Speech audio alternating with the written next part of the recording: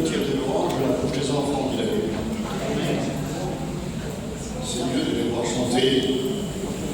Élève-les dans le voie du Seigneur, qu'il a dit, et plus tard ils ne s'en détourneront pas. Nous leur donnons une éducation qui vient du ciel. Merci au Seigneur. Merci encore à vos pasteurs ce matin, à vos responsables, de faire l'honneur de pouvoir vous parler du Seigneur.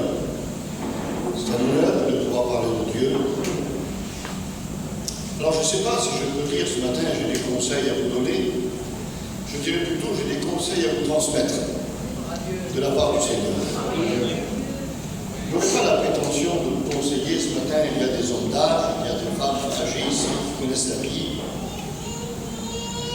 qui savent aujourd'hui et qui ont été aussi des éducateurs pour leurs enfants, pour leurs familles. J'ai été toujours gêné lorsque j'étais tout jeune prédicateur. Pour moi, le plus beau des soucis, c'était de venir derrière l'estrade. J'avais une peur, j'avais une honte, j'étais pas le fait d'être devant les gens, ni de parler, c'est pas ça qui me gênait, mais c'était de venir ici au pupitre et de dire à des hommes qui étaient devant moi, qui auraient pu être mon père dans l'assemblée, voire peut-être mon grand-père aussi, j'étais très jeune, de leur dire de quelle manière il fallait qu'ils se comportent. Et vous savez que nous, les voyageurs, étant en nous ce que vous voudrez, on a cette retenue par rapport aux anciens. Moi, c'était compliqué. J'avais 20 ans, j'étais marié, je ne mangeais pas à la table, il y avait mon père, je ne sais pas, j'étais gêné. On a une éducation comme ça, qu'est-ce que vous voulez faire? Et moi, c'était quelque chose de terrible, c'était un tourment terrible. Je dis, comment je vais faire, Seigneur? Et puis après, j'ai compris que ce n'était pas moi qui allais leur dire comment il fallait qu'ils les agissent, mais que je me mettais derrière la parole de Dieu et que je ne faisais que dire ce que la Bible nous permettait de dire. Parce que c'est l'Évangile qui nous conseille. C'est l'Évangile qui nous permet de nous diriger ensemble. Ce n'est pas l'idée d'un homme. Ce matin, nous avons écouté, comme l'a dit le Père Denis, parce que les confessions, mais ces confessions-là sont possibles à cause de quoi? Ce mot qui est souvent cité dans les réunions, c'est Jésus qui l'a dit lui-même dans une parabole qu'il a donnée. Et au bout d'un moment, il a parlé du cep, du vigneron. Il parle des fruits, il ne parle pas des œuvres, il ne pas mélanger, il parle des fruits. Et à un moment donné, il va dire, sans moi, vous ne pouvez rien faire. Et c'est souvent cité par nos pasteurs, et voire par nos chrétiens. Et pourtant, frères et sœurs et amis, moi j'ai fait plein de choses sans Jésus. Et le monde fait plein de choses sans Jésus. Alors qu'est-ce que tu veux dire, Seigneur, ce que tu te trompes? Que c'est prétentieux. Jésus dit, sans moi, vous ne pouvez rien faire. Mais cette parole était en relation avec quoi? Elle était en relation avec le serment qui était attaché au cep et qui était en train de porter du fruit. Et celui qui ne portait pas de fruit, ce n'était pas les œuvres. Parce qu'il y en a qui disent que, et j'ai entendu déjà cette réflexion, dire oui, mais il faut travailler pour Dieu, il faut témoigner, il faut prier, il faut chanter. Ah oui, mais ça ne correspond pas, puisque le salut est une grâce. C'est pas basé sur les œuvres, c'est basé sur la grâce. Il ne parle pas des œuvres, il parle des fruits de l'esprit. Et il dit celui qui ne porte pas de fruits, ça veut dire en quelque sorte, je vais simplifier le texte si vous me permettez, celui qui n'est pas né de nouveau ne peut pas porter de fruits. Mais celui qui porte du fruit, je le bénirai davantage. Je l'inonderai, mon Père l'inondera davantage. Ça veut dire, il le bénira encore davantage. Et celui qui ne porte pas de fruit, celui qui est simplement attaché au sein comme un religieux, qui s'est attaché à une religion, mais qui n'est pas de nouveau, qui n'a pas de vie de Dieu, ben il sera retranché, jeté au feu. Mais celui qui porte du fruit, il sera béni. Quel est le fruit qu'il va porter? Quel est le premier fruit qu'il va porter? Galates 5:22. C'est le fruit de l'esprit, le fruit de l'amour. Et vous l'avez vu apparaître ce matin. Vous ne pourrez pas pardonner si l'amour n'est pas dans votre cœur, si l'amour de Dieu n'est pas dans votre cœur. Et cet amour, et c'est pour ça que Jésus dit, sans moi vous ne pouvez rien faire, sans moi vous ne pardonnerez pas vos ennemis, sans moi vous ne réglerez pas vos conflits. Mais si ce fruit de Dieu, ce fruit d'esprit dans votre cœur, alors tout deviendra possible. Vous pourrez réellement être des enfants de Dieu. Un enfant de Dieu manifeste les fruits que Dieu a mis dans son cœur. Et d'ailleurs, c'est pas pour rien qu'il a dit dans l'évangile de Matthieu chapitre 7, il dit qu'on reconnaîtra l'arbre à son fruit. C'est le fruit qui va faire reconnaître l'arbre. Si vous arrivez en hiver, à moins que vous soyez des grands spécialistes, mais il y a des arbres fruitiers, moi j'ai du mal à différencier un pommier d'un cerisier, etc., ou d'un poirier. Mais quand le printemps arrive, quand les feuilles commencent à pousser, quand le fruit commence à arriver, vous êtes capable de dire ça, c'est un pommier. Et pourquoi il porte des pommes? Parce qu'il a une nature de pommier. Vous comprenez? C'est simple. S'il aurait une nature de ronce, alors il porterait des petites, je ne sais plus comment on appelle ça, comment ça s'appelle, des petites, bien sûr les ronces, vous connaissez ça? Des murs. Des petits, voilà, des murs. Hein? Pas pareil. Pas la même chose. Donc on reconnaît l'arbre à son fruit. On reconnaît à la vie intérieure. Et cette vie intérieure, frères et sœurs, est une valeur. Nous l'avons vu ce matin. Je ne sais pas comment vous voyez les choses, mais moi j'ai vu de grandes valeurs émerger ce matin. Des valeurs que voyez-vous, il y a des conflits dans le monde, mais bien souvent on les règle avec quoi? Avec nos muscles, avec le financier. Mais ça, c'est pas dans les règles de l'évangile. C'est pas comme ça qu'on gagne. C'est que je vous ai dit vendredi soir, il y a un principe de réussite dans la Bible, c'est le principe d'honnêteté. Et bien ce matin, nous avons écouté un principe d'honnêteté. Un principe d'honnêteté, c'est de dire si j'ai raison, oui, j'ai peut-être raison, ou j'ai tort, peu qu'importe, même si j'ai raison, la Bible me demande de pardonner et d'aimer. Alors je vais être honnête avec Dieu. Amen. Et nous avons vu un principe d'honnêteté. Mais tout ça vient d'où? Tout ça, ça vient de là. Ça vient du cœur. Il faut que notre cœur soit aimanté par le Seigneur. Je vous cite une petite histoire. C'était le 16 avril 1961. Ça se trouvait dans les plaines du Kazakhstan, dans la guerre de la Russie. Et c'était le premier voyage d'un homme qui allait faire le tour de la Terre. C'était Yuri Gagarin. Cet homme a été un des premiers astronautes à faire le tour de la Terre, 40 000 km. Et donc il est revenu, il a fait le tour de la Terre, n'est-ce pas, de quelques minutes, quelques heures. Et lorsqu'il est revenu, lorsqu'il a atterri, c'était un héros national. C'était un des premiers hommes, si vous voulez, dans la série des premiers hommes. Et puis cet homme-là, si vous voulez, devant cet événement d'époque, puisqu'en 61, les choses n'étaient pas comme aujourd'hui. Et on a commencé à faire des grands colloques, des grandes réunions, des grands rassemblements. Et puis cet homme passait dans toutes les villes de Russie et il expliquait son exploit. Alors il y avait derrière lui toute l'armée des généraux, bien sûr, tous les politiciens, tous les scientifiques de l'époque qui étaient là et qui l'accompagnaient. Et encore aujourd'hui, il parlait de Yuri Gagarin, il est connu. Et puis à un moment donné, il est arrivé dans une école de CM2. Il y avait des enfants qui avaient entre 10 et 12 ans. Et puis il a commencé à raconter son récit. Mais à cette époque-là, il existait en Russie ce qu'on appelait l'église du silence. C'est-à-dire que l'évangile était prêché dans des caves et les hommes et les femmes qui pouvaient avoir une page de la Bible, il y avait une seule Bible, mais ils apprenaient la page par cœur. Parce qu'ils n'avaient pas le droit d'avoir une Bible, ils finissaient en Sibérie, dans les plaques de Sibérie. Et donc, dans l'assemblée, dans l'école qui était là, il y avait tous les enfants d'une douzaine d'années. Et puis cet homme a commencé à parler. Il a dit voilà, je suis monté dans le ciel, je suis monté très très haut dans le ciel, et avec un terme un peu ironique, il a dit je n'ai pas vu Dieu. Et puis tout le monde s'est mis à sourire, les généraux, tous les politiques qui étaient là, souriaient bien sûr. Ils venaient de dire quelque chose qui allait dans le bon sens pour eux. Et puis il y avait une petite fille qui avait 12 ans dans l'assemblée. Cette petite fille a levé la main. Elle a dit oui, qu'est-ce que tu veux ma petite? Et cette petite fille lui a dit je sais pourquoi monsieur vous n'avez pas vu Dieu. Alors ça a créé une minute de silence bien sûr. Il a dit tu peux me dire pourquoi je n'ai pas vu Dieu?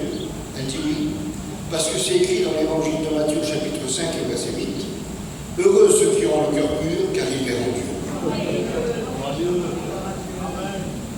Il était confondu. N'essayez pas de prendre une fusée pour aller voir Dieu au ciel.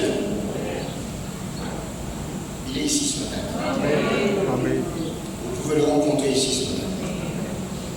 Vous pouvez le re-rencontrer encore ce matin. On le rencontre, puis des fois on l'oublie, des fois on le perd en route. Nous verrons dans l'Écriture toutes les richesses que l'Évangile nous apporte, tout le bonheur que l'Évangile nous apporte.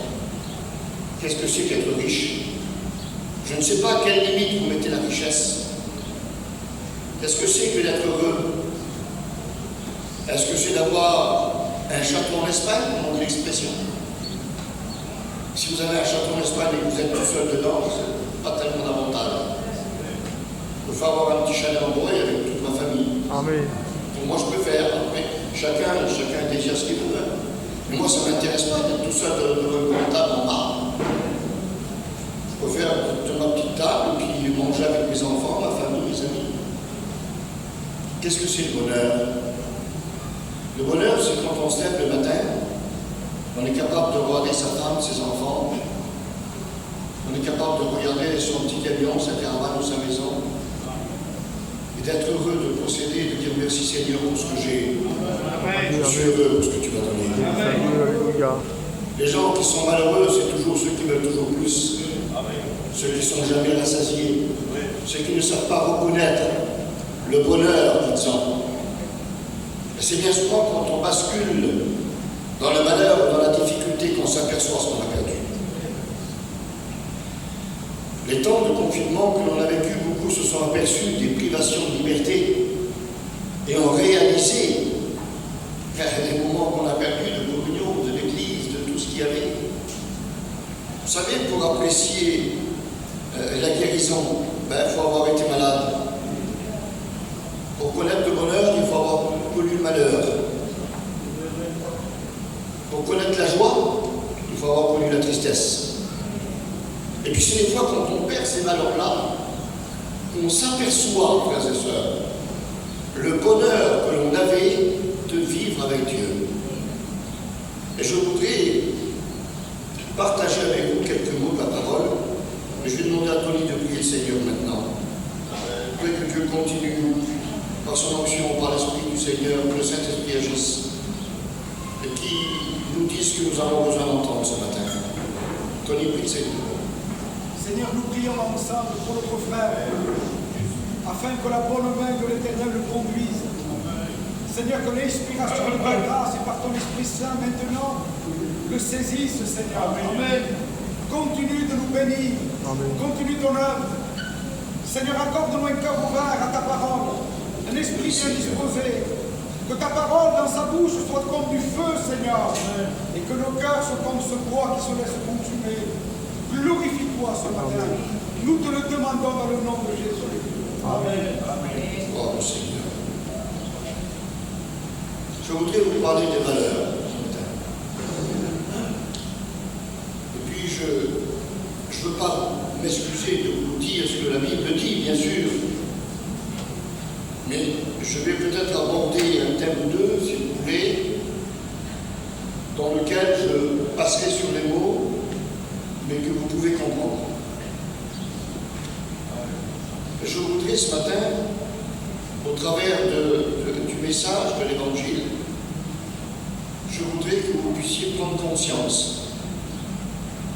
C'est ça qui est important. Déjà de reconnaître les valeurs de l'Évangile, de ce que Dieu nous a donné, de ce que Dieu nous permet de vivre. Mais ce qui est important, frères et sœurs, c'est de le garder jusqu'à la fin.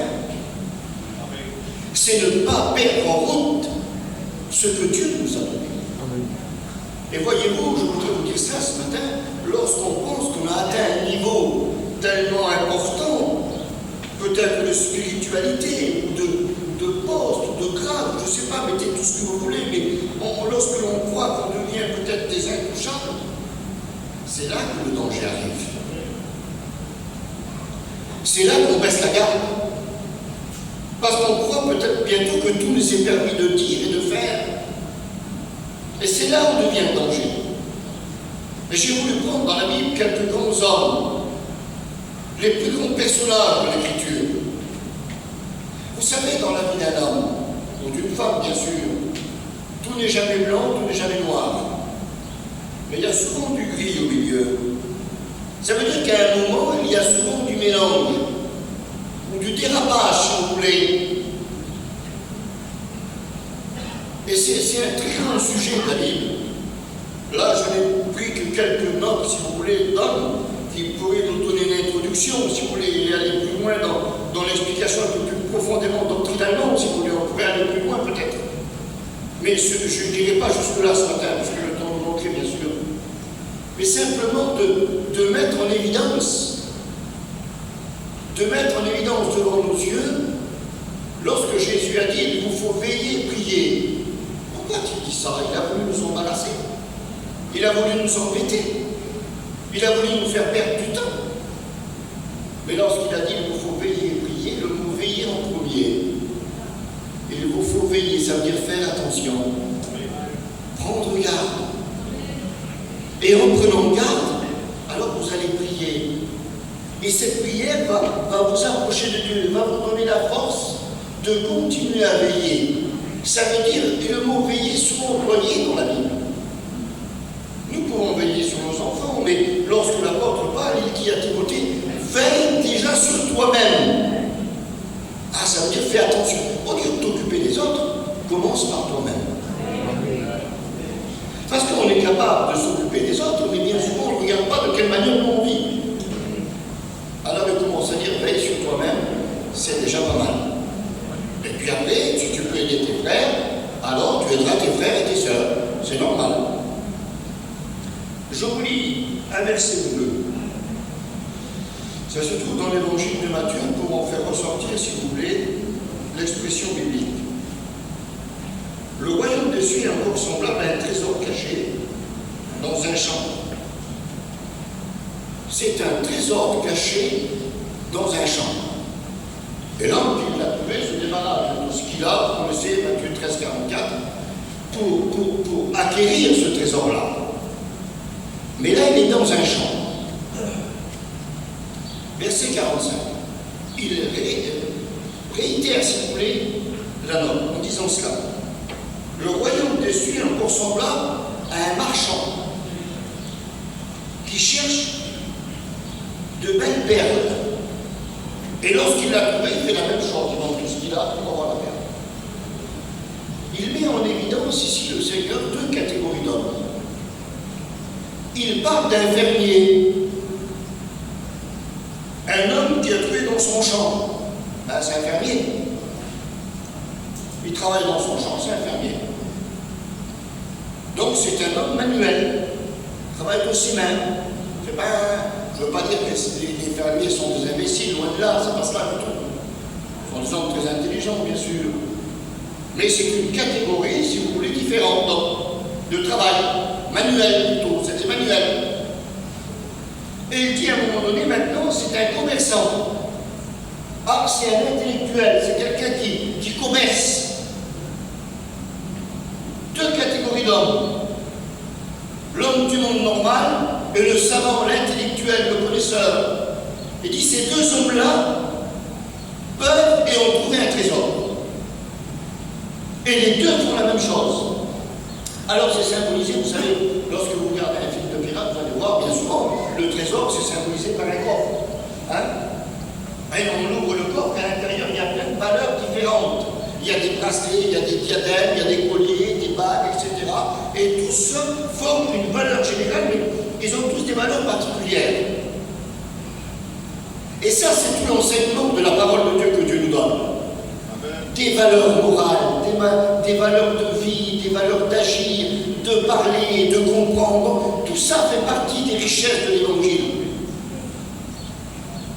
Et l'intellectuel, si vous voulez, lui, le Seigneur ramène, si vous voulez, à un mot, le royaume des cieux semblable à une perle. Il n'y a qu'un seul, si vous voulez, là. Mais cette perle-là, elle rassemble toutes les valeurs. Puisque cette perle, en réalité, c'est Jésus-Christ. Dans lequel il y a toutes les valeurs. Et toutes ces valeurs que nous avons acceptées dans notre cœur, ils nous ont permis, ils nous permettent de vivre la vie que nous vivons aujourd'hui.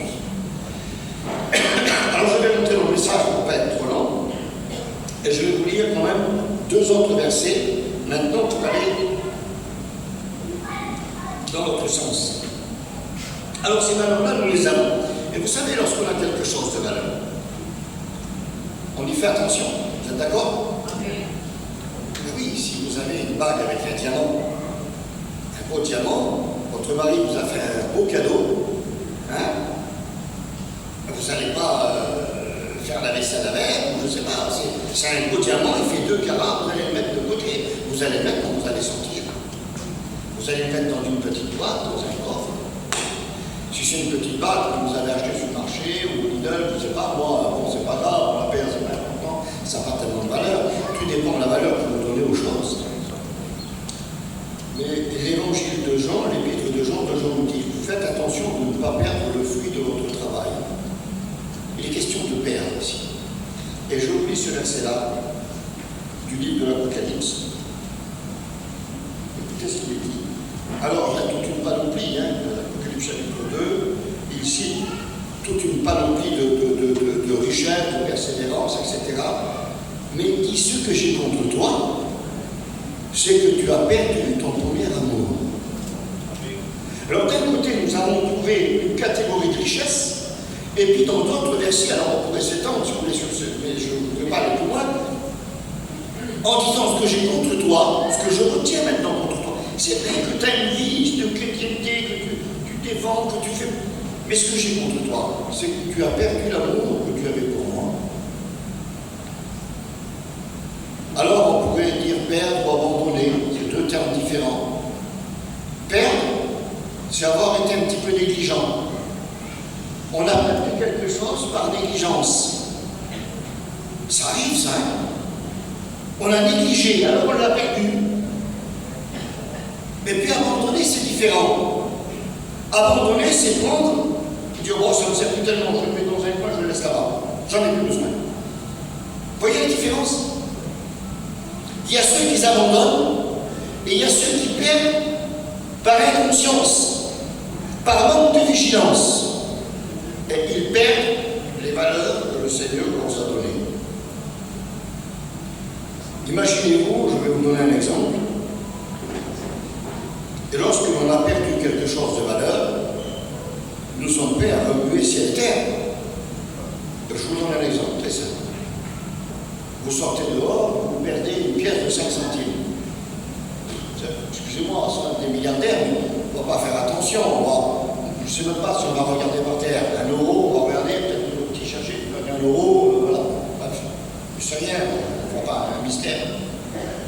Par contre, vous perdez 1 100 euros, de suite, vous allez appeler vos enfants, vos copains, tiens, j'ai perdu, j'ai les 100 euros, j'ai perdu. Et tout le monde va se mettre à chercher. La valeur est différente. On apporte une valeur financière différente des choses. Quelles sont dans ton cœur, à quelle limite as-tu mis les valeurs de Dieu? À quelle valeur as-tu mis tous les bienfaits de Dieu? Quelle valeur tu leur donnes? C'est ça qui est important. S'ils ont une grande valeur pour toi, alors tu vas les garder, tu vas y faire attention. Mais si elles perdent de la valeur, alors on commence à négliger. On ne fait plus tellement attention. Et à un moment, on s'aperçoit qu'on a perdu toutes les valeurs que Dieu nous avait données. Alors j'ai pris quelques références, si vous voulez, dans la Bible. J'ai pris le plus haut sommet, si vous voulez. Je vais essayer d'arrêter à 11h30, je vais essayer d'aller vite. Adam et Ève, lorsqu'ils étaient dans le jardin, ils avaient une plénitude de vie. Ils auraient pu vivre une vie de foyer formidable. Une vie de sérénité, de paix, de tranquillité. Mais le fait d'avoir fréquenté une mauvaise fréquentation, parce que vous savez, bien souvent, on perd les valeurs de Dieu lorsqu'on a des mauvaises fréquentations. Dis-moi avec qui tu vis, je te dirai qui tu es. Vous le savez. Et à un moment donné, au lieu de rester avec son mari et de rester à côté de Dieu, elle s'est approchée du serpent. Et puis en s'approchant de lui, en essayant de discuter avec lui, voyez-vous le problème, c'est de discuter avec des gens qui n'ont rien à voir avec nous. Et si on est faible de caractère, on arrive à se faire persuader de certaines choses. je souris parce que j'ai un chrétien dans un endroit où j'avais ouvert une église il y a quelques années de ça. C'est un bon frère, Seigneur, c'est merveilleux, mais l'autre jour, il vient vers ses frères, et il dit, je dis, si ça trouve les Jéhovah, ils ont raison, si ça trouve. Il dit, regarde, il était complètement perturbé, il était instable. Il en avait côtoyé un qui avait parlé, il avait trouvé le sermon en 2 minutes. Bon, après, il est rendu dans son bon sens. Mais là, cette femme va se mettre à côtoyer quelqu'un qu'elle n'aurait pas dû côtoyer. Elle n'aurait pas dû avoir un dialogue. Il y a des gens avec qui, excusez-moi, mais lorsqu'ils ne veulent pas de l'évangile, on n'a pas à avoir de dialogue. Lorsque l'on a fini de dire ce que l'on avait à dire, il y a des gens qui sont nocifs. Je ne vous dis pas maintenant de vous séparer de tout le monde, c'est pas du tout, c'est même pas l'esprit de l'évangile, c'est d'apporter l'évangile à tous ceux qui sont perdus. C'est notre devoir, cela. Et nous devons témoigner aux plus grands comme aux plus petits, puisque l'Épître aux Romains nous dit qu'au chapitre 5, verset 8, c'est alors que nous étions dans les bas-fonds de ce monde, nous étions des voleurs, des pécheurs, des adultères, c'est là que Christ est mort pour nous. Donc Christ est mort pour les pécheurs, c'est normal. Mais il y avait une discussion qui était malsaine. Et dans cette discussion-là, dans cette approche-là, elle a perdu confiance dans ce que Dieu lui avait dit. C'est sa confiance c'est sa foi qui a failli. Ce n'est pas la pomme, la pomme. Dans les livres, c'est une pomme. Mais la Bible dit pas que c'est une pomme. Elle dit que c'est un fruit. On s'approche plutôt de l'idée d'une figue par rapport aux oranges, etc., aux feuilles, mais là, c'est que de la spéculation. C'était un fruit. C'était pas ça qui était important. Mais c'est la perte de confiance et de foi qu'elle a eue en Dieu. Elle a perdu confiance. Elle a cru en quelqu'un d'autre. Mais a-t-il réellement dit? Et là, il va semer le doute dans son cœur. Et vous savez, lorsqu'il y a le doute dans le cœur de quelqu'un, alors on devient stable. Ce qui fait basculer une vie chrétienne, c'est le doute dans un cœur. Parce que lorsqu'on est sûr, on n'a pas peur, on ne craint pas. Vous savez ce que c'est les racines de la foi? Il y en a 3. C'est l'espérance, l'assurance et la confiance. Ce sont les racines de la foi. Tu l'as dit, Seigneur. Oui, je ne sais pas l'expliquer, mais je le crois parce que tu l'as dit. Abraham, donne à ton fils. Oui, Seigneur, mais tu m'as dit, c'est lui par lui qui viendra une descendance. Tu m'as dit que c'est lui qui fait une coronation. Oui, donne-moi ton fils. Bon, ben Seigneur, tu le veux, je te le donne. Je vais l'attacher, je vais l'égorger, je vais le brûler, mais tu vas le ressusciter parce que tu as dit que c'était par lui qu'il descendra. C'est la foi d'une démonstration des choses qu'on ne voit pas mais que l'on espère, on le sait. Et elle a perdu ça. Et vous en savez toutes les conséquences qui en sont découlées. Il est important, frères et sœurs, ça a un impact sur l'humanité. Et vous allez voir dans la continuité, j'essaie de passer assez vite. Lorsqu'on ne croit pas dans ce que Dieu dit. Vous connaissez Jéricho, la ville de Jéricho? Peut-être certains y ont été pour des voyages en Israël, mais du temps de Josué, il y a eu un événement où la ville a été détruite. C'est toute une richesse d'enseignement. Et puis, lorsque la ville va être détruite, une prophétie va être faite. Et Dieu va dire cela à travers la prophétie. L'homme qui rebâtira Jéricho perdra son fils lorsqu'il mettra les fondations. Son fils, le plus vieux, va mourir. Lorsqu'il aura fini de construire la ville, lorsqu'il mettra les portes, parce que c'était la dernière chose que l'on mettait, c'était les portes, puisque les villes étaient entourées de murailles, lorsqu'il mettra les portes de la ville, son fils le plus jeune va mourir. Et puis les années vont passer. 100 ans, 200 ans, 300 ans, 500 ans vont passer. C'est loin, ça ne rappelle plus. Entre 650 et 700 ans vont arriver. Et puis il y a un homme qui s'appelle Yael de Béthel, dans le livre des rois. Il dit, moi je vais reconstruire Jéricho. Et puis la Bible déclare qu'il va commencer à poser les fondations de la ville. Et lorsqu'il pose les fondations, un soldat vient vers lui. Il lui dit, roi, ton fils le plus vieux vient mourir. Ah. Presque 700 ans plus tard, qui va s'en rappeler? excusez-moi s'il y a des... Mais pour ceux qui sont atteints de cette maladie, que Dieu vous bénisse, que nous prierons pour vous s'il le faut. Mais Dieu n'est pas atteint d'Alzheimer. Il a de la mémoire. Et ce qu'il dit, il l'accomplit. Ne doutez jamais de ce que Dieu dit. Et puis cet homme, il croit peut-être que c'est un fait qui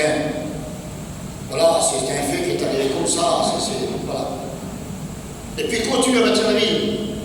Et le jour arrive où il ferme les portes de Jéricho. Et lorsqu'il ferme les portes de Jéricho, un soldat revient vers lui et dit, mon roi, ton fils le plus jeune vient de mourir. 650 ans plus tard, Dieu n'avait pas oublié sa promesse. Les hommes avaient oublié, mais Dieu n'avait pas oublié. Il avait perdu confiance dans ce que Dieu avait dit. Regardez l'histoire d'Abraham. Je vous cite quelques morceaux, mais je viendrai un peu plus précisément. Abraham, c'est l'homme qui a reçu la promesse de Dieu. Vous connaissez toute son histoire. Et à un moment donné, il reçoit une promesse d'avoir un fils. Mais sa femme, Sarai, qui est mon âge, si vous voulez aussi, si vous voulez, va rire, en quelque sorte, ne va pas prendre au sérieux ce qu'elle entend. Elle va perdre confiance dans ce que Dieu est en train de lui dire. Et vous connaissez l'histoire, elle va apporter sa servante pour avoir une descendance. Et lorsque sa servante va avoir cette descendance-là, 14 ans plus tard, Isaac va venir au monde, encore plus vieux. Dieu n'avait pas oublié ce qu'il avait dit. La promesse de Dieu va s'accomplir 14 ans plus tard. Mais qu'est-ce qui va se passer? Il y a une conséquence, frères et sœurs, lorsque l'on oublie ce que Dieu nous demande. 14 ans plus tard, le fils va naître. Et voilà la prophétie qui va être donnée lorsqu'Ismaël va naître. Il va dire, voilà, il sera comme une âme sauvage et il habitera en face de ses frères. Écoutez bien. Ce qu'on appelle aujourd'hui les Gazaouites, la bande de Gaza, c'est ce qu'on appelait ultérieurement dans la Bible les Palestiniens. C'est les Palestiniens, si vous voulez, qui sont devenus les Gazaouites, de la bande de Gaza. Et aujourd'hui, Israël, avec toute sa puissance nucléaire, n'arrive pas à dominer cette petite bande de terre. Et ils sont en face d'Israël comme une âme sauvage. Et depuis des décennies, ils ont la guerre ensemble. Parce que Dieu leur avait dit. Il habitera en face de ses frères. Ils sont frères, n'oublie pas. Les Arabes et les Juifs, c'est des frères. Leur père, c'est Abraham. Et il dit, il sera comme une âme sauvage, indomptable. Jusqu'à aujourd'hui, personne n'en est mieux à comprendre. Voyez-vous, lorsque Dieu dit quelque chose, frères et sœurs, n'oubliez pas les promesses de Dieu. On croit que lorsque l'on prie, on dit des paroles en l'air. Seigneur, fais de moi un véritable chrétien. Seigneur, fais de moi un serviteur de Dieu, oui. Mais tu sais, pour devenir tout ça, il va falloir que tu passes des fois par un moulin. Il va falloir que tu passes des fois par certaines difficultés. Tu as demandé, faites attention à ce que vous demandez au Seigneur. Moi, je vous le dis ce matin. Faites attention à ce que vous demandez à Dieu. Parce que Dieu vous écoute. Ne croyez pas qu'une prière, c'est quelques mots que vous jetez en l'air comme ça. Dieu les récupère. Il me dit qu'il les met dans les bases. Vos prières sont là. Et puis au moment donné où Dieu sait que c'est le moment opportun, où c'est le moment favorable, il y en a qui le moment favorable peut exaucer, le moment favorable peut exaucer. Et au moment voulu, Dieu va exaucer vos prières. Voyez-vous, 650 ans plus tard, il a exaucé une prophétie, alors il n'a pas oublié. Alors, voyez-vous, cette femme a perdu quelque chose de grand. Puis je vais venir un peu plus précisément au grand exemple de la Bible. Abraham était un grand homme, mais Noé était un grand homme. Je ne fais que brosser le tableau, s'il vous plaît. Voyez-vous, Noé, c'était un homme qui avait été remarqué par Dieu de son époque. J'ai été émerveillé il y a quelque temps en arrière. J'ai vu, si vous allez, c'est dans le Kentucky aux États-Unis, ils ont fait la reproduction de l'arche de Noé. Ce sont des chrétiens, des hommes très riches, et ils ont reproduit l'arche de Noé. Ils l'ont refait à l'identique, même grandeur, même dimension. Avec tout le matériel, la technologie d'aujourd'hui, ils ont mis 3 ans pour construire. Avec toute la technologie américaine, bien sûr. Mais quand vous arrivez et que vous voyez cette arche, vous dites, c'est pas possible, Seigneur Jésus. Quand on parle d'arche de dimension, là dans la Bible, c'est une dimension. Mais quand vous voyez ça, mais c'est pas possible. Mais c'est une immensité. Mais comment il a fait avec ses garçons et ses belles filles pour construire ça? Comment a-t-il été possible de faire ça? Il y a des poutres, c'est immense, pour la structure de l'arche. Et ils ont respecté les dimensions. Mais quand vous entrez dans ces villes, on peut mettre 120 wagons de chemin de fer empilés les uns sur les autres. Une immensité. Et puis Dieu dit à cet homme-là, tu vas construire un arche. Puis il le fait. Il met à peu près 70-80 ans, grosso modo, pour construire cette arche-là. C'est un homme extraordinaire. Il a dû recevoir plein de contradictions, vous savez, parce que la Bible dit qu'il n'y avait pas de tirant d'eau. C'était une rosée fertile qui arrosait le sol. Alors tu fais un bateau, mais comme si vous faites un bateau, je ne sais pas, dans le désert. Ça n'avait pas de sens. Il a dû recevoir certainement des contradictions. Mais il a continué. C'est un homme de foi, de persévérance, il a plein de qualités, plein de grandes valeurs, vous allez voir. Et puis il va construire son arche et le déluge va venir. Et bien sûr, lui et sa famille vont être sauvés par l'obéissance qu'ils ont eue, et puis ils vont flotter, etc. Au bout d'un moment, l'eau va descendre. Et puis il va atterrir, si vous voulez, sur le mont Ararat, qui est aujourd'hui la Turquie orientale, mais qui était anciennement l'Arménie. Puis il y a quelques années de cela, j'ai eu l'occasion, par une invitation, d'aller en Arménie, et puis on a ouvert une œuvre là-bas qui fonctionne très bien aujourd'hui. Et puis je suis allé au pied du mont Ararat, qui est plus loin. On ne peut pas y accéder puisque c'est la Turquie. Mais ils ont créé un monastère dans la plaine, qui est le monastère d'Ivan le Terrible, qu'on appelait, avec des grands remparts. Et vous avez en face le grand Ararat et le petit, il y a 2 montagnes. Et sur le mont Ararat, sur la partie droite, ça fait une partie comme 5 degrés là, et c'est là qu'est implanté l'arche de Noé. Il y a encore les bois qui sont scellés à l'intérieur dans la glace. Vous avez des poutres de gopher, c'est-à-dire ça ressemblait à de l'acacia, si vous voulez, qui sont scellées encore dans la glace. Et vous avez des cages en bois qui sont là. C'est l'arche de Noé qui est là. Et vous avez en bas de cette montagne une grande vallée verte, avec une partie sur le côté avec de la vigne qui est encore plantée. Vous avez quelques rangs de vignes qui sont là, c'est des raisins un peu blancs, un peu sucrés. Et ils appellent ça la vigne de Noé. Et j'étais sur les remparts de ce monastère et je voyais toute cette grande plaine verte là devant moi. J'ai été pris d'une certaine émotion. Parce que je me suis dit, Seigneur, c'est là que toute l'humanité a recommencé. C'est là que Noé s'est posé avec cette femme. Et voyez-vous, Noé, cet homme de Dieu formidable, il va planter de la vigne. Et bien sûr, il va faire du vin. Et puis la Bible déclare qu'il va s'enivrer. Il va s'enivrer à tel point qu'il va être une ombre pour ses enfants. Quelle gloire, Seigneur Jésus! Un homme de cette dimension-là perd une si grande valeur de la considération que Dieu avait pour lui, de l'honneur de ses enfants, de sa famille, pour quelques verres de vin. Vous comprenez ce que je veux dire ce matin, ou ce que la Bible nous enseigne. Voilà un homme qui était au sommet et qui pourtant à un moment donné s'est laissé entraîner. Alors je ne sais pas s'ils ont fait un anniversaire, un mariage, je ne sais pas ce qu'ils ont fait, la Bible ne dit pas. Mais ils ont voulu fêter ça. Laissez-moi vous dire que malheureusement, parmi notre peuple, bien souvent, il y en a qui sont un peu légers dans ce domaine-là. Et beaucoup ont perdu leur valeur à cause d'un verre de trop. Si je me permets de vous dire ça ce matin, c'est parce que je sais ce que c'est. J'avais un père qui était un homme de vie, moi aussi. Il partait des fois, il revenait 8 jours après. On était les petits-enfants, je sais ce que c'est, des gens qui boivent. J'ai vécu ça aussi. quand vous êtes obligé de ramasser votre père qui est par terre, croyez-moi que ce n'est pas un honneur, ce n'est pas une gloire pour un homme. Un homme qui a bu ne sait plus ce qu'il dit, ne sait plus ce qu'il fait. Il perd tout son honneur. Je ne veux choquer personne ce matin, mais je vous dis ce que je crois, ce que je connais. Nous sommes des enfants de Dieu, frères et sœurs.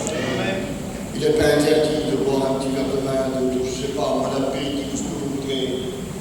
Mais vous savez très bien où sont nos limites. Moi, je sais que 2 bières d'affilée, je ne peux pas les boire. Je le sais, je ne peux pas. Déjà, j'en bois une moitié, ou tout, mais je ne peux pas. Je sais que ça ne va pas. Alors, je ne le fais pas. Parce que je n'ai pas envie de perdre la dignité de serviteur de Dieu. Vous avez une dignité de chrétien, frères et sœurs. Et vous ne devez pas perdre ça. Il a été un moyen de honte. Mais ça, c'est toutes les valeurs chrétiennes qui nous font vivre, qui font le partie de notre témoignage. Et puis de Noé, je passe à un autre homme, à un autre événement. Vous connaissez Géasi dans la Bible? Je te dépêche. Voilà un homme qui servait, qui avait vu Dieu agir de multiples raisons au travers de l'âme, etc. Mais la Babylone était plus fort que tout pour lui. Et il y avait un moment donné où l'âme a été guéri, il a pu donner de l'argent, des manteaux de Shinar, c'était du bison, si vous voulez, des vêtements, etc. Et puis l'homme de Dieu dit non, pas, il dit j'en veux pas, moi je n'ai pas fait ça pour l'argent. Je ne fais pas l'évangile pour l'argent, vous comprenez bien. L'évangile nous a été donné gratuitement, nous donnons gratuitement, c'est comme ça. Et puis cet homme-là, il s'en va, et puis ça tourne dans sa tête à Géasi, il dit quel courage. Quelle bonne maison j'ai louée, quel beau rageau. Ah, qu'est-ce que j'aurais pu lui vendre là-dessus? C'était ça dans sa tête. Laisse-moi 5 minutes, tu vas voir comment je le dirai. Parce qu'il voyait les dîners responsables. Et puis à un moment donné, ça tombe tellement dans son cœur qu'il court. Et il va là-bas et dit oh là là, mon Seigneur, il y a des fils des prophètes qui sont venus de la montagne, et puis d'un monde, tout un cinéma, tout un stratagème. Et dit si tu aurais un peu plus loin, tu dis oui, il dit prends des vêtements. Et il s'en va et le cache dans sa maison parce qu'il croit que le péché ne fait pas de bruit. Le péché fait toujours du bruit derrière vous. Ne t'inquiète pas. Et il se présente devant l'homme de Dieu en disant mais d'où tu viens? Ben, je viens de ci et là, puis sans fond de mensonge. Et il continue. Lui il dit tu sais pas, puisque mon esprit est avec toi. Ça veut dire l'esprit qui est en moi est avec toi, c'était l'esprit du Seigneur. Il dit maintenant regarde la lèpre, puis tu es sur l'amant, va descendre sur toi et sur toute ta descendance. Ça veut dire que le châtiment de Dieu qui va tomber sur cet homme pour quelques pièces d'argent, il s'est souillé, il s'est corrompu, il a triché, il a fait tout ce qu'il ne fallait pas, mais à cause de ça, il a perdu toutes les valeurs que Dieu lui avait données, mais même simplement ça va l'impacter à lui, mais ça va impacter ses enfants et toute sa descendance. Le péché n'est pas inoffensif. Le péché fait du mal, frères et sœurs. Le péché détruit. Alors ça ne veut pas dire que vous n'avez pas le droit de chiner, de faire vos affaires. La Bible nous enseigne de nourrir sa famille, d'en prendre soin. Il faut aller travailler le matin, c'est normal. Hein? Un homme qui reste chez lui, qui laisse mourir sa famille de faim, ben, c'est pas un bon chrétien, pas du tout. Il n'a rien compris. Il faut se lever, il faut aller travailler, il faut faire ses affaires. C'est normal. Et Dieu nous bénit dans ces choses-là. Mais mes frères, ne tombons pas dans le travers comme cet homme-là. Dieu est capable de nous donner ce que nous avons besoin. Vous savez, on se tombe dans le travers à cause de quoi? Je vais vous dire, moi, à cause de quoi? C'est quand on veut le superflu et qu'on n'a jamais assez de ce que l'on possède. C'est là qu'on tombe dans le travers. Et si vous vous contentez de ce que vous avez, alors vous serez heureux avec tout ça. Voilà qu'il avait perdu tout cela. Puis je parlerai de David. Je sais que c'est un peu gênant. Mais David a perdu beaucoup. À un moment donné, c'était un homme qui était au plus haut sommet. Il avait le droit de vie et de mort sur tous les hommes du royaume. Et un jour, il était sur sa terrasse. Et ses yeux se sont portés là où il n'aurait pas dû regarder. Et vous connaissez l'événement qu'avait vu David. Un événement terrible qui l'a fait souffrir. On appelle David l'exception de Dieu. De la manière dont Dieu le rétablit. Et si vous lisez le psaume 23, je fais quelques notes sur le psaume il y a quelques années en arrière, c'est le rétablissement de l'âme de David. le psaume 23. Par rapport à cet événement-là, il va avoir un petit peu d'aveuglement, de légèreté, et il va tomber dans le travers. Gardez-vous, avec le respect que je vous dois, je suis gêné d'aborder ce thème, mais malheureusement nous nous sommes confrontés bien souvent. Des hommes, des familles ont été détruits, des foyers ont été détruits, des enfants ont vécu des calvaires. Frères et sœurs chrétiens, faites attention à votre comportement. Pas de plaisanterie, pas de chahutage. Excusez-moi de dire cela. Gardez votre dignité. Soyez prudents. Ne croyez pas que le diable vous laissera tranquille, il sera toujours à l'affût. Il sera toujours là pour mettre des entraves. Il l'a fait à David, il l'a fait à Noé, et il l'a fait à combien d'hommes dans la Bible? David, l'homme selon le cœur de Dieu. Et pourtant, le voilà dans la déchéance. À tel point qu'il est tombé complètement dans l'aveuglement. Et vous savez ce qui m'a fait mal, ce qui m'a choqué dans cette affaire-là, c'est que le prophète vient vers lui et dit, je vais te raconter une histoire, David. Il y avait un homme, il n'avait qu'une seule brebis, puis l'autre, il en avait plein, il a voulu faire un festin pour ses amis, il est venu, il a pris la brebis de celui qui en avait qu'un, il l'a mis tout son cœur, il n'en avait qu'une brebis, lui, il l'a pris, mais David, il dit, Seigneur, mais dis-moi, tu sais, il veut faire mon son Dieu. David, t'as pas compris que c'est toi. T'as pas compris que c'est toi, David, qui a fait ça. On est prêt à faire rendre compte aux autres, mais on ne s'aperçoit pas de ce que l'on est en train de faire nous. David avait tombé dans un tel travers d'ignorance, d'aveuglement, qu'il ne se rendait même plus compte où il était rentré. Il a fallu que l'homme de Dieu mette le doigt sur la plaie et qu'il tombe à genoux et qu'il comprenne. Alors, frères et sœurs, faisons attention de ne pas perdre ce que Dieu nous a donné. Il y aurait plein de choses à dire, mais je La jalousie de Joseph, la jalousie c'est terrible. Ils étaient jaloux parce que c'était un jeune garçon qui plaisait à son père et que Dieu lui avait donné des songes, des révélations, mais ce n'était pas de sa faute, c'est Dieu qui lui donnait. Il était spirituel, les autres ne l'étaient pas. Bon, ça crée toujours, si vous voulez, de la tension. Vous savez quelles sont nos réflexions, nous, les voyageurs. Il est beau, celui-là, il ne se croit pas, il est plus spirituel que les autres. Et là, ça commence. On discute. On ne peut pas tellement le latin, des fois, on ne peut pas le toucher. C'est un peu comme avec Jérémie, vous savez. Les gens qui étaient là ne pouvaient pas le toucher physiquement, mais ils ont dit, écoute, on va faire quelque chose. Allons et tuons-le avec la langue. Puis c'est ce qu'ils voulaient faire, si vous voulez. Et puis ils sont revenus jusqu'à la jalousie est tellement montée qu'ils ont été jusqu'à se séparer de leur frère ou leur tuer leur frère. La jalousie, c'est terrible. Vous savez, la jalousie dans un couple, c'est terrible. Elle nous fait voir des choses qui n'existent pas. Elle n'est pas là, on compte du bien à la femme. C'est qu'elle est partie encore. Puis on se fait tout un cinéma. Et quand tu vas chier, où c'est que tu vas quand tu vas chier? Moi, je vous dis des choses comme ça, c'est peut-être enfantin ce que je vous dis, mais je sais que ça existe parce qu'on a reçu des confessions de frères, de sœurs, qui étaient dans une douleur terrible, pas possible, et qui vivaient un calvaire, et qui en réalité, il n'y avait rien du tout. Mais que le diable se servait de ça et faisait tel point que le foyer allait jusqu'à se séparer alors qu'il n'y avait rien. Ne laissez pas mûrir la jalousie de cette manière-là, frères et sœurs. Et puis il y a la jalousie dans l'église. C'est toujours lui qui prie, c'est toujours lui qui donne la Sainte Seine, c'est toujours lui qui témoigne, c'est toujours lui qui chante. Là, si tu veux chanter, il va trouver le pasteur qui va te donner une place. Tu veux témoigner, il va trouver le pasteur qui va te faire témoigner. C'est pas la peine de nourrir de la jalousie dans ton cœur. La jalousie, elle détruit. Ne regardons pas ce que Dieu nous a donné. Je finis avec ces deux notes-là, je cite pas le reste. C'est un principe de réussite. L'honnêteté, pour moi, c'est quelque chose de primordial. Lorsque, je crois que c'est Élisée, oui, qui sont partis pour agrandir la maison de Dieu. Au livre des rois, ça se trouve. Et puis à un moment donné, ils disent la maison du Seigneur est trop petite, alors on prend des poutres pour agrandir la maison de Dieu. Et ils prennent chacun un instrument. Et ils sont dans le bois, ils commencent à couper les arbres. Chacun travaille dans son coin, et puis il y a un homme qui est là, qui a une hache, apparemment, puis le fer de l'âge va tomber dans l'eau. Il a perdu ce qui lui servait à travailler. Oui, mais c'est un homme honnête.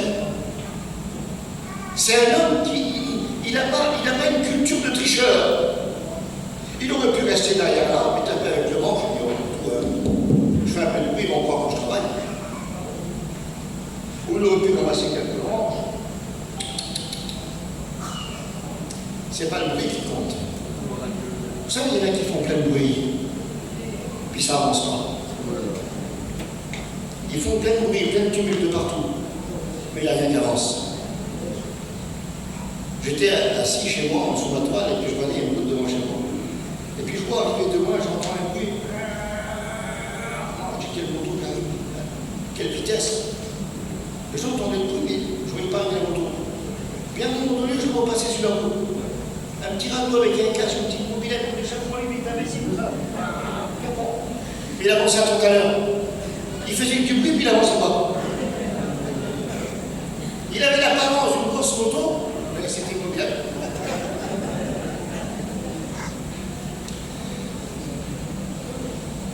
Il y en a qui font beaucoup de bruit. C'est dommage. Et il y en a qui travaillent dans le silence. Il y en a que vous n'entendrez jamais. Mais que ce sont des hommes et des femmes fidèles. Et qui permettent à l'Église de vivre. Qui permet à la structure de vivre. Le petit frère qui ramasse les poubelles dehors, ceux qui ont jeté sur le parking. Petite sœur qui vient nettoyer la salle l'après-midi, qui vient laver les chaises. Ils le font parce qu'ils aiment le Seigneur, parce qu'ils aiment leur Dieu. Faisons un peu moins de bruit, mais cet homme-là dit, Seigneur, toi je l'ai perdu ici, là, c'est là que je l'ai perdu. Alors il prend le petit bout de bois et le jette. Moi je dis que c'est le symbole de la croix qui est là. Et il fait remonter à la surface l'outil qui était indispensable, ce qui lui permet de travailler et de vivre. Ce que le Seigneur nous a permis au travers de la croix. Frères et sœurs, soyons des hommes et des femmes honnêtes. Réalisons ce que nous avons perdu devant Dieu. C'est Marie et Joseph, lorsqu'ils sont repartis de la fête de Jérusalem. Vous vous rendez compte, 2 jours après, ils se sont aperçus que Jésus n'était plus là. C'était long pour la main. Et lorsqu'ils se sont aperçus que Jésus n'était plus là, alors ils ont fait demi-tour pour venir le récupérer. Ben, peut-être il serait peut-être bon de faire demi-tour, de venir récupérer ce que nous avons perdu. Il y a un frère l'autre soir qui m'a posé la question, qu'est-ce qu'était le symbole de la femme qui a perdu sa drague, sa pièce, si vous voulez. Pour retrouver sa pièce, elle a allumé des lampes, elle s'est mise à genoux, elle a balayé, elle s'est mise sur les genoux, elle va dans tous les placards partout. Ben, pour retrouver des fois ce que nous avons perdu, il faut nous mettre à genoux et demander au Seigneur de nous éclairer et de retrouver ce que nous avons perdu. Je vais m'arrêter là ce matin, je ne vais pas vous en dire plus. Mais je pense que ce matin, chacun peut faire le bilan dans son cœur. Vous savez ce que vous avez perdu. Ce n'est pas un jugement ce matin. Mais Dieu vous rappelle cela parce qu'il l'a dans sa main.